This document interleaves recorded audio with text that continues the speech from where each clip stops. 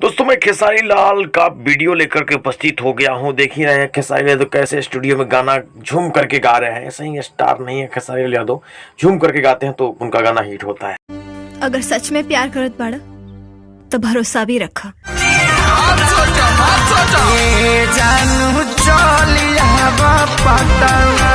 दोस्तों खेसारी लाल यादव के सॉन्ग चल आवा पटना को हाल ही में रिलीज किया गया है।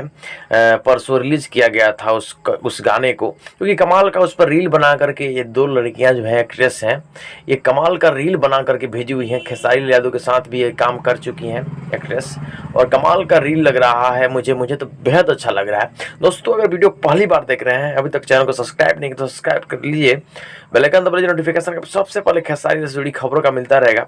मैं इसी तरह खेसारी लाल से जुड़ी अपडेट हमेशा लाता रहूंगा। फिलहाल ये रील देख करके आपको कैसा लग रहा है कमेंट में लिख करके बताइए, और खेसारी लाल यादव के गाने आपको कैसे लगते हैं कमेंट में लिख करके जरूर बताइएगा। खेसारी लाल यादव से जुड़ी हर खबरें इस चैनल पर आपको मिलती रहेगी सबसे पहले। या दोस्तों